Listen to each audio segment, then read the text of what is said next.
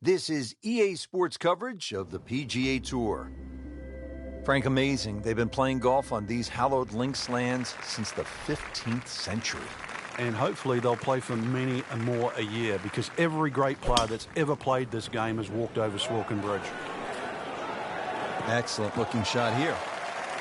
He just blasted that one down the fairway. Out there about 325 yards. Let's see what McIlroy does now with his second. That's well played. And now a good look at birdie. This one just requires a little bit of focus.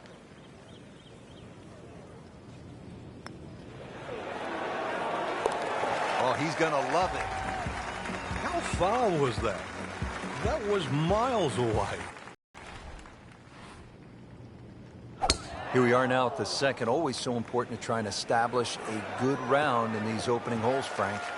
In the second hole, especially with a prevailing breeze and today's modern equipment, the odd player has actually driven the screen, but you really see the tone of the golf course. The middle of the golf course is protected. There's a series of bunkers down there, but left is always the safe side of the golf course. It's the best line to play your second shot from on the whole golf course is always the right side, and we see that here at the second.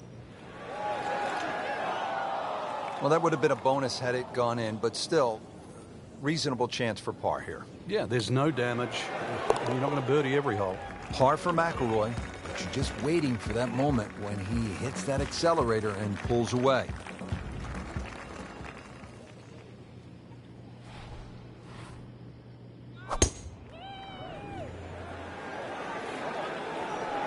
Oh, this looks good. Certainly is. That is massive off the tee. Meters, yards, I don't care how you measure that. That's got to be what? 300 meters, 325 yards, something like that. Just a bit offline here, Frank, but not too bad. I don't know if it's the wind or just the lie there. Should be okay. Birdie try up next. 21 feet from pay dirt. Has to like that one. Another birdie to get to 2 under par. At the fourth hole now, and Frank, this one looks as though it might require a little bit of club selection off the tee. What are we looking at, partner? Well, there is two ways to play the fourth off the tee. You can hit it down the right side, but it really starts to narrow up and it's slightly shorter. Most players go towards the middle of the golf course and try and get it on that plateau. But this, certainly the first hard hole you see at St. Andrews. Chance to set himself up for a good scoring opportunity with his second shot here. Appears to be tracking well. 13 feet away. Unlucky for some, but very makeable. Frank, this would be a nice way to jumpstart the round. Yeah, his momentum can quickly go in the right direction if he makes this. Oh my gosh, that hurts. Oh, I thought they'd at least pick up a shot. That birdie looked like a sitter. Now par. With authority, count it as a par and 2 under. Hole number 5 of the first par 5 we've seen today. This fairway looks like it narrows quite a bit, Frank. Are you thinking eagle when you step up onto the tee? Well, you could, especially if you've got a little bit of breeze behind you, but it's quite wide in the driving area with the exception of those 3 bunkers on the right that just sort of pop out. But if you can get it past those, this par 5, very reachable.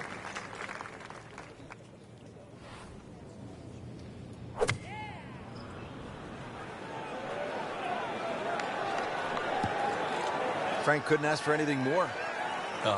Just the lie there, too. It is sitting up like it's teed up.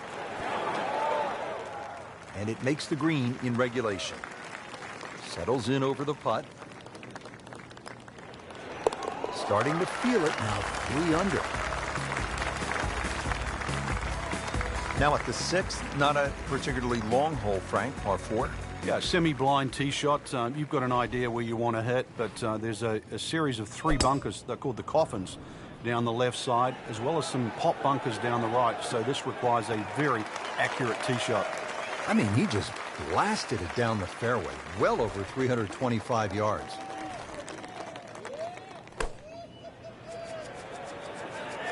This is a good-looking shot. How'd you like that strike? That was top of the tree. He can really get red hot with a putter. Let's see what McIlroy does. Oh, man. Just pushed it. Boy, that hurts. Trying to move on with a par in his pocket. Good solid par right there. Back here at the Open Championship on the 7th hole here at the old course. Yeah, blind tee shot. This is one hole that really does advantage the long hitter. They can get it very close to this green, but this green has got some amazing undulations in it. So that ball nestles down in the rough, coming out of the rough here. Putting all of his talents on display here from the rough, and he knocks it really close. Beautiful shot. Just broke away at the last second. Did the job right there. Frank, now at the par 3 8th, and how challenging is this hole? Well, it's called short on the scorecard, but massive green. The problem here is trying to hit it close. A lot of little subtle breaks and undulations in this green. Often you see long birdie putts here. Not terrible, but not his best. Yeah, outside chance really for birdie, but really it was a rather poor approach shot. Speed wasn't bad on that long putt, but the read wasn't very good. 3 under on the dead chip, coming back to the home of golf this summer. Yeah, and remember too, the last time it was here, Louis Oosthuizen at the 9th hole, he had no problem driving this par 4. So let's see if you can do the same. If you can carry that last bunker down there, there's every chance that your tee shot can run onto this very flat green. Not quite dialed in all the way on that shot, but still on the putting surface. Frank, I'm not saying he should pull out driver here, but this is a long putt. Greens are fast, though. You never know. Good line, good pace. Might have a chance. Just slides by. Yeah, can't afford to miss too many of those out here today. Standing over this putt, concentrating on the read. Well, that was a nearly flawless performance on the front side, but Frank, we know it's an 18-hole game, isn't it? That's right. Now's not the time to pat yourself on the back. Frank, did you hear the sound of that coming off the club face? It was like a cannon. Paying attention like a little kid at school, Frank. That baby's sitting up. Sitting up. It's got the best view as well. You don't even need binoculars from where that ball is.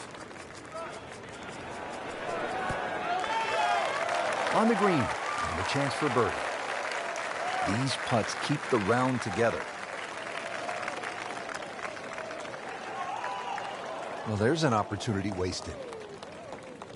Just knock it in for a par, and let's forget about this one. Golf is not about perfect, but it is going to hurt the cause. 180 yards to the flagstick. What makes the old course at St. Andrews so memorable is not just the round of golf, but it's the setting. It's the old town. It's people watching from the windows nearby. All of that makes it really a good experience. Early part of this back 9 and a good approach shot. And now we'll have this for birdie. Well, Frank, it's our job to get excited.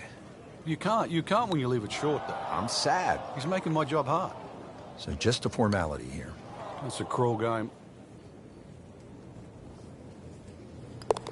And now at 1 under for the round. Frank, from this vantage point here at the 12th, you can see why the old course, St. Andrews, are so iconic in the sport. Yeah, this is a fun hole as we start to sort of head back to the village of St. Andrews. Hole's called Heathery. There's a big crop of heather on the left, and there's 4 little pot bunkers that are in the middle of this fairway, so you've really got to be cognizant of those. But good time to take the head cover off if you're a long hitter, and then you've only got to worry about that one pot bunker just short of the green.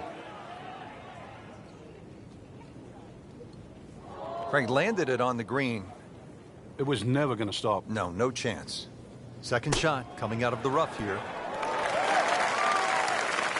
I mean, this skill, and that was sublime.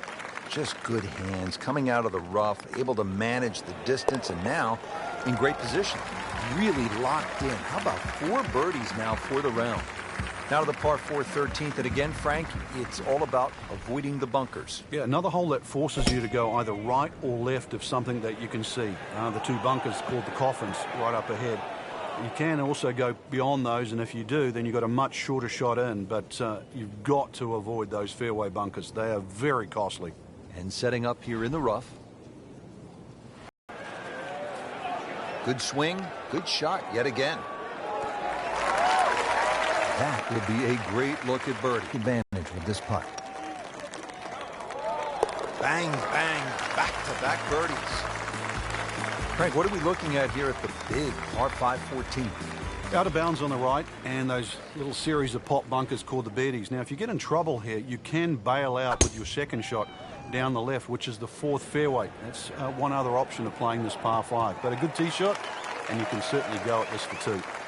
Outstanding tee shot. Yeah, ball sitting up.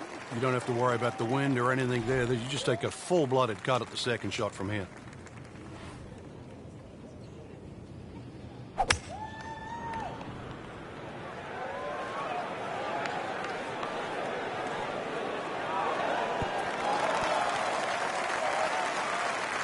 That was a big, bold strike, and now a chance for a big, bold move.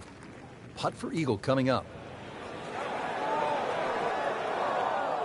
That was not a very good read right there. You know what's better than 2 birdies in a row? What's that? 3. That's what he's going for. That's a turkey in bowling, isn't it? He's no turkey. Starting to fire on all cylinders. A couple of birdies in a row and now 4 under. Time to tee it up here at the 15th as we begin the closing stretch here at the Open Championship of the Old Course at St. Andrews. There's a big steeple in the distance, so even when it starts to fog in a bit, if you can keep your eye on that, that's a good line off the tee. And you've got to keep it, your tee shot just short of this sort of heather, big crop of heather down the left side. It still leaves you a lengthy second shot, but really that's the safest way to try and play this par 4 15th. Very good par 4. Good, clean contact and a nice result, and a chance for birdie coming up. Oh, I thought he had that. Good try, just didn't quite read the break, Frank. It shouldn't be a problem, you'd think, cleaning up here for par. Par for McIlroy, but you're just waiting for that moment when he hits that accelerator and pulls away.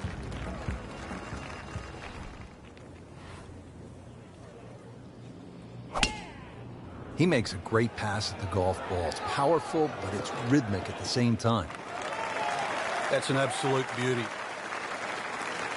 Let's see what the dominant #1 player can do. Rory McIlroy now on the approach shot.